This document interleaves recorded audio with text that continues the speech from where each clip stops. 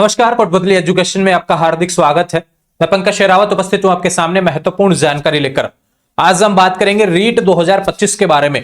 जी हां, फाइनली इसका detail notification आज देखने को मिल रहा है। कल एक शॉर्ट नोटिस जारी हुआ था और आज इसका डिटेल नोटिफिकेशन जारी हो चुका है। और बात करें, कल के दिन ही यहां पर 5-7 नोटिफिकेशन देखने को मिले। उनके शॉर्ट नोटिस के बारे में डिटेल वीडियो आपको दे दिया था। लेकिन बात करें, अभी जो विज्ञप्ति जारी होना शुरू हो गई है, तो आप चैनल पर देख रहे होंगे आज भी 2 वीडियो और डल चुके हैं और अभी एक वीडियो ये आ गया। और आने वाले दिन में भी आपको अन्य जो वीडियो आने वाले हैं वो आपके अन्य विज्ञप्तियों से रिलेटेड रहने वाले। लेकिन आज की बात करेंगे हम यहां पर रीट 2025 से रिलेटेड। काफी सवाल काफी समय से चल रहा था कि भैया रीट समय पर हो पाएगी क्या। बिल्कुल, यहां पर देखो भैया, विज्ञप्ति भी जारी हो चुकी है, एग्जाम डेट भी आ गई है। सबसे ज्यादा सवाल रहता है एग्जाम डेट को कि भैया समय पर हो पाएगा। तो सरकार ने इसको प्राथमिकता पे लेते हुए भैया एग्जाम डेट भी जारी कर दी है कि बिल्कुल आपका जो एग्जाम है वो परीक्षा तिथि देख लीजिए भैया 27 फरवरी को। ये मान के चलिए 27 फरवरी ये दिन आप तय कर लीजिए भैया। 27 फरवरी का दिन आपको पात्रता दे देगा। राजस्थान में अगर आप 3rd ग्रेड टीचर बनना चाहते हैं तो आपको पास करना पड़ेगा रीट एग्जाम। पहली बात तो ये। फिर उसके बाद में देखो भैया, राजस्थान में आप 3rd ग्रेड टीचर बनना चाहते हैं तो पहले आपको पात्रता लेनी पड़ेगी उस वैकेंसी के लिए जो 3rd ग्रेड की आने वाली है। ठीक है, तो उसका जो पात्रता परीक्षा है उसको बोला जाता है रीट। ठीक है भैया। बात करें, पहले से 5वीं के लिए लेवल 1 हो गया और 6ठी से 8वीं के लिए हो गया लेवल 2। फोरम डेट्स की बात कर लेते हैं। ये रहा फोरम डेट्स। 16 दिसंबर से फोरम भरा जाएगा, 15 जनवरी तक 1 महीने फोरम चलने वाला है। लेकिन आपको समय खराब करना है मात्र 1 दिन। बहुत अच्छे से फोरम भरना है। ठीक है, फोरम भरने पे ध्यान लगा देना, आराम से, कोई गलती मत करने ना भैया। ठीक है, आराम से समय से अच्छे तरीके से सोच समझ के सारे डॉक्यूमेंट्स रेडी करके आराम से फॉर्म लगाएंगे और सीधे मित्र पे आप फॉर्म भरेंगे 16 दिसंबर से 15 जनवरी तक। उसके बाद में आपको फोकस करना है बस इस डेट तक।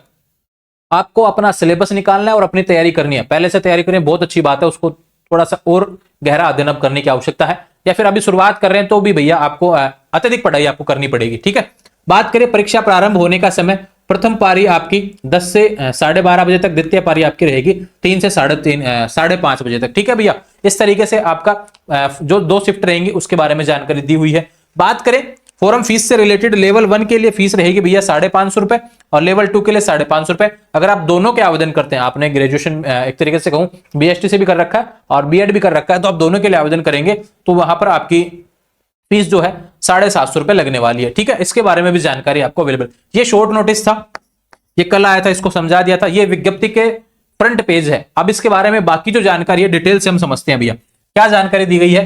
सबसे पहले बात करें कि भैया रीट एग्जाम दे कौन सकता है ना, पात्रता कौन ले सकता है।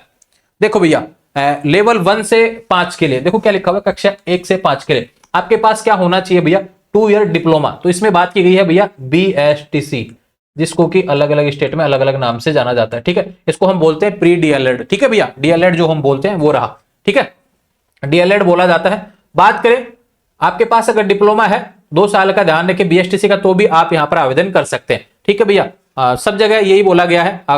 यहाँ पे BLED अगर आपने कर रखा है तो भी आप, अगर अपीयरिंग है तो भी आप यहाँ पर। अध्ययनरत का मतलब होता है आप पढ़ रहे हैं तो भी।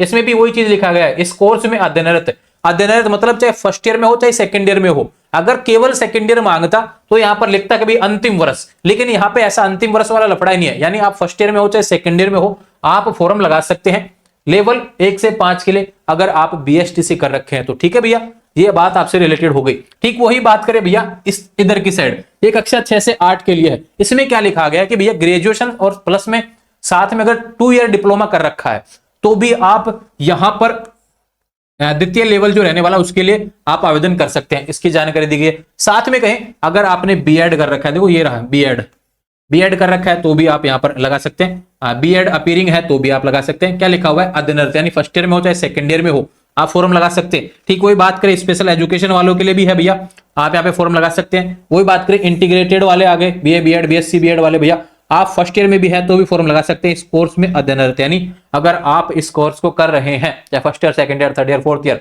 आप फॉर्म लगा सकते हैं, पात्रता ले सकते हैं।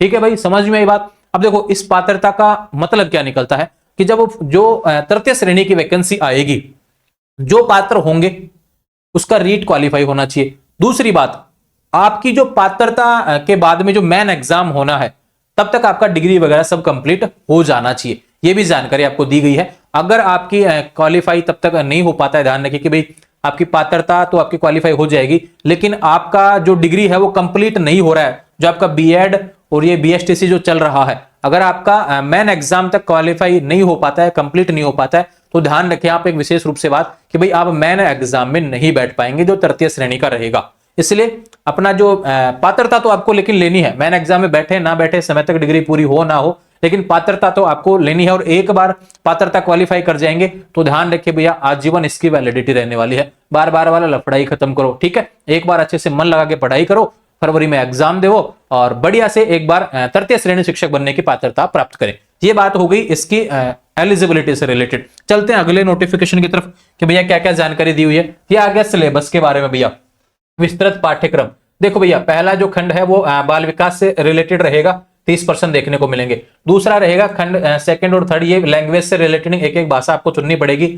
चौथा जो खंड रहेगा इसमें गणित आएगी और पर्यावरण अध्ययन। तो ये आपके 5 इस तरीके से आपको डिवाइड होंगे, ठीक है भैया। और प्रश्नों का स्तर इस तरीके से देखने को मिलेगा, पर्यावरण में क्या क्या पूछा जाएगा, गणित में किस लेवल तक के प्रश्न पूछे जाएंगे, संकल्पना, समस्या निवारण, इस तरीके से ये पीडीएफ आपको टेलीग्राम पर मिल जाएगा, ठीक है। बात करें इसके अलावा लेवल 2 में तो बाल विकास आएगा, वही है शिक्षण विद्या। ये लैंग्वेज हो गया, ये लैंग्वेज हो गया, यहाँ पे चीजें बदल जाएंगी बस। 6ठी से 8वीं वालों के लिए भैया जो लेवल 2 रहेगा उसमें क्या है कि यहाँ पे सब्जेक्ट आ जाएगा सामाजिक अध्ययन, गणित, विज्ञान, अन्य विषय के शिक्षक हेतु, ठीक है। इस तरीके से क्वेश्चन आपको देखने को मिलेंगे।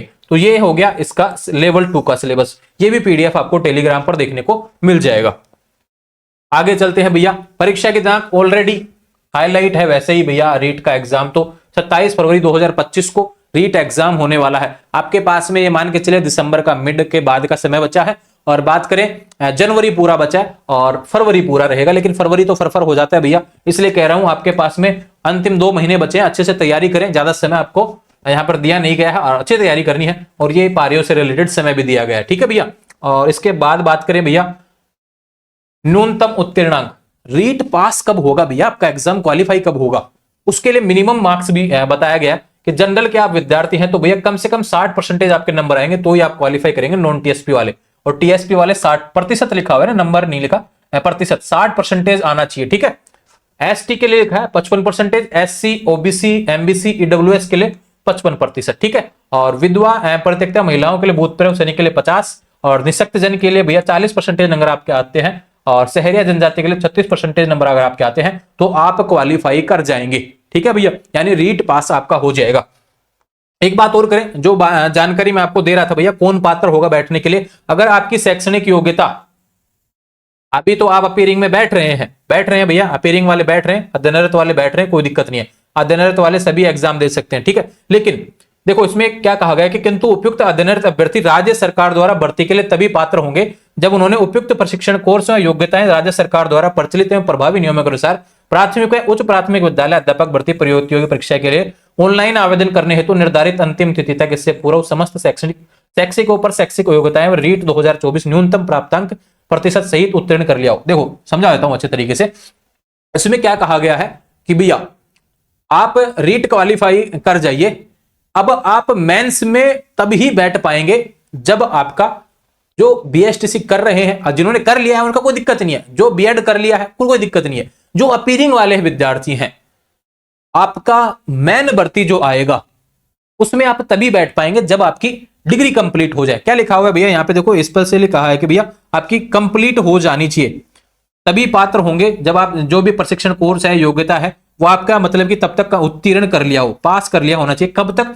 मेन एग्जाम आवेदन करने की डेट तक। जो आपका जो मेन एग्जाम रहेगा, विद्यालय अध्यापक भर्ती परीक्षा जो रहेगी 3rd ग्रेड की, उसकी लास्ट डेट तक ध्यान रखें, फोरम की डेट तक आपके पास में, अंतिम तिथि बोला गया, अंतिम तिथि तक आपके पास में डिग्री होनी चाहिए, बीएसटीसी है यहाँ पे बीएड की। तो ये चीज इंपॉर्टेंट है भैया कि आपके पास में पात्रता तो रहेगी, कोई दिक्कत नहीं है, लेकिन मेन एग्जाम में आप तभी बैठ पाएंगे जब आप यहां से क्वालिफाई कर जाएंगे, ठीक है। समझ में ये बात, परेशान होने की बिल्कुल आवश्यकता नहीं है। जो चीज बीएसटीसी पे लागू है वही बीएड पे लागू है, वही स्पेशल वालों पे लागू है, तो इसमें अलग से कोई नोटिफिकेशन नहीं दिया। सारी जानकारी जो भी इससे रिलेटेड थी मैंने आपको समझा दी है। फिर भी कोई सवाल बच गया हो तो भैया सवाल कर देंगे, या फिर इंस्टाग्राम, टेलीग्राम, व्हाट्सएप के माध्यम से जुड़ जाएंगे। और एक विशेष बात की भैया, इसका जो कंप्लीट डिटेल्स पीडीएफ है आपको टेलीग्राम चैनल कोटपुतली एजुकेशन पर देखने को मिलेगा। और यही नहीं, आने वाले समय में जो भी एजुकेशनल अपडेट्स होती हैं, लगभग 60,000 के आसपास विद्यार्थी जुड़े हुए हैं, आप भी जुड़ जाइए भैया और लगातार अपनी डेली एजुकेशन अपडेट्स वहां से प्राप्त करें। जुड़े रहेंगे चैनल के साथ, चैनल को सब्सक्राइब करें।